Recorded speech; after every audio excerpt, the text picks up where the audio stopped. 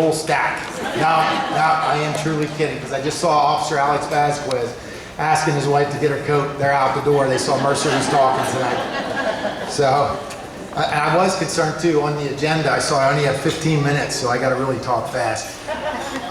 But tonight, the title of tonight's event, A Night Amongst Heroes, is absolutely perfect and fitting. People ask all the time, why does somebody want to become a first responder? Especially in today's world. And I have to be honest, it's a legitimate, valid question. What makes somebody want to run toward gunfire when everybody else is running away? Or run into a burning building? Or speed to a bad traffic accident where you know you're going to encounter really serious, horrific injuries that you have to treat? I think you can make the argument that probably their DNA is a little screwed up. Because I can assure you, they don't do it for the money. And they certainly don't do it for the glory. But I think the answer is actually rather simple. It's something deep inside. It's something that burns inside, that they have a desire to help their fellow human beings. They simply want to make this world a better place. Now, you've probably heard the adage that the world is divided into sheep, wolves, and sheepdogs.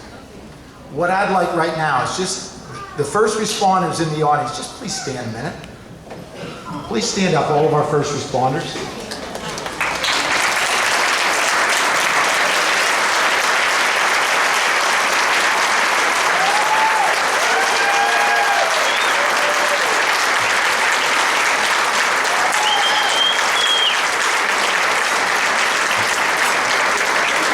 Ladies and gentlemen, I want to introduce to you our sheepdogs.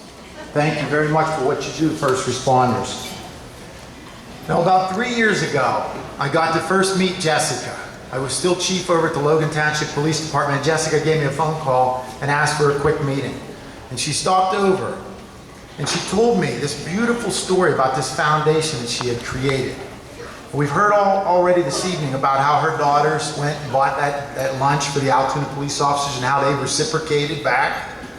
Her daughters had that burning desire to do more for the community. They knew that there was something more that needed to be done to help children. Now, Jessica, I never told you, but at that meeting, I could have given you a big hug, and I probably should have. Because in all of my years in law enforcement, I always knew that there was a missing void, and you were going to fill that link.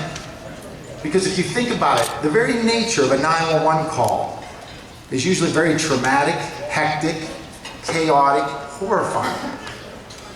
First responders go there, they take care of business, and ultimately there's always another call that they have to go to. So many times they don't get the opportunity to fully understand how that incident was resolved. You know, we have children involved. It's like collateral damage, they're victims. And I believe that a lot of children kind of look at first responders in a negative light, believe it or not, because they saw the police officer taking dad away in handcuffs, even though it was completely justified. We had a violent domestic incident. Or they relate the firefighters to their house that's laying in cinders right now. Or maybe they were involved in that car crash. And every time they see an EMT, they think back about that horrific incident. But these bears start the healing process. I saw firsthand how young children, when these were handed out, would cling to those bears. Many of these children, believe it or not, named their bears after the first responders that presented them to them. It's a beautiful, beautiful way to start healing. Now, I want to share a very personal story with you. A year ago this month, my 5-year-old nephew, Connor, passed away. Connor was born with some serious medical issues, and I can assure you he fought the good fight right to his last breath. In the evening of the viewing, several Logan Township police officers came, and they were in uniform. And they actually brought 2 Because We Care bears with them. They placed one in Connor's casket, and they gave the other one to my niece. She was 8 years old at the time, to little Sydney. A couple weeks after that, my sister told me that Sydney had not separated from that bear. She slept with it. She took it everywhere with her. It was her connection to to her little baby brother. So Jessica, I guess you could say that's the second hug I owe you. Thank you. Now, I want to ask a rhetorical question to you. How many times a day do you hear people say, or maybe you even think this, that this world is a horrible place? Terrible place to raise children. If only we still lived in the good old days. I look at it this way. We have two choices to make. We can either lay down and go with the status quo, or we can do something about it. You know, I read a study one time that said that each individual will encounter 10,000 other people during their lifetime. You know, there's 300 people here tonight at this event. So if my math is correct, that's 3 million people we have the ability to make a positive impact on. So I want to issue a challenge. But first I want to tell you that this room is filled with ordinary people. But we all have the ability to do extraordinary things, and that's the beauty of it. But my challenge to you is simple, and it is acts of kindness. If we do these acts of kindness, and I mean take it serious, starting tonight, make our world a better place. We start carrying out these acts of kindness, we've got a chance. These acts of kindness, they don't have to be expensive. I want you just to take a moment and think, what could you do in your life right now that would make this world a better place? And I'm going to share with you some of the ideas that I have. You go to a restaurant, or you're in Starbucks. What if you bought a meal for somebody, or you paid for somebody's coffee? But don't stick around. Get out of Dodge. Don't wait for the accolades, because that's not what you're doing it for. Believe me, that pays itself forward. How about we do less gossiping about people? How about we support a worthy cause? And again, maybe not even financially. Volunteer your time, like right here with the Because We Care Foundation. How about spend quality time with someone? How about tomorrow you pick up the telephone and you call a friend or a family member that you haven't talked to in a long time? Just tell them that you're thinking about them, you care about them, and tell them that you love them. Makes a world of difference. Next time you go for a walk around your neighborhood, pick up trash. Don't just keep complaining because there's trash blowing around. Be the one that goes and cleans it up.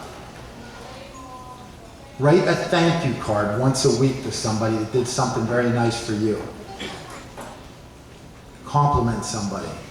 Give somebody serious attention. 2 weeks ago, I had the opportunity to listen to a phenomenal motivational speaker at the Alton High School. His name was Ed Garrity. And Ed Garrity, he asked 15 volunteers to come up in front of the stage. And he gave them a simple instruction. He said, for the next minute, I want you 15 to walk around in front of the stage, and I don't want you to do any eye contact. That was his simple instruction. So they did it for 1 minute. Then he surveyed the audience, and he said, what did you see? The audience yelled out. They all looked down. They looked sad, or they looked mad. They didn't talk. They actually separated away from each other. So he said, did you know I didn't ask them to do any of that? All I said was no eye contact. So then he took them same 15 people and he said, for the next minute, I want you to make eye contact with each other. And guess what happened? They smiled, their posture was better, they shook hands, they said hello, they even gave high fives. They stayed close together instead of dispersing out. This experiment can be summed up this way. It made them say to each other that I see you and you matter. I got your back and we are community. Now how simple of an act of kindness is that? Next time you walk down the street, instead of burying your head in your Christmas shopping, say hello to people. So simple to make our world better. How much more special would this world be if every child, when they were being put to bed at night, had somebody that loved them that said to them, good night, sweetheart, dream big. Tell your children, whether it's your children, your grandchildren, tell them every chance you get, dream big, dream big. The more times they hear dream big, guess what? they're going to dream big.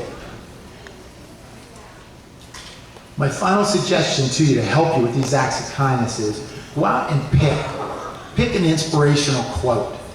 And man, there's lots of them out there. But when you pick that quote, you live by that quote. You say that quote out loud every morning when you wake up, and you emulate that quote throughout the day. Now I'm going to share with you my quote, and it actually comes from my favorite movie. You're probably going to laugh. That movie is Gladiator. And for those of you who did not see the movie Gladiator, I'll kind of set the scene for you. Russell Crowe plays in it, and he plays the lead.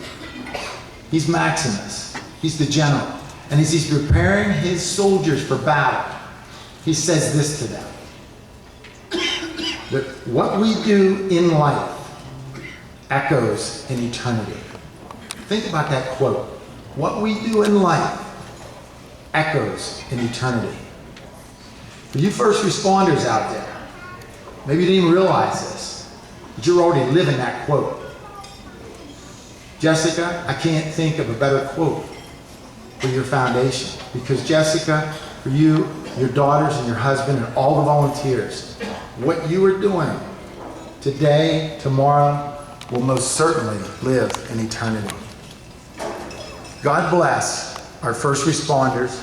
God bless the Because We Care Foundation, and God bless each one of you here tonight. Thank you.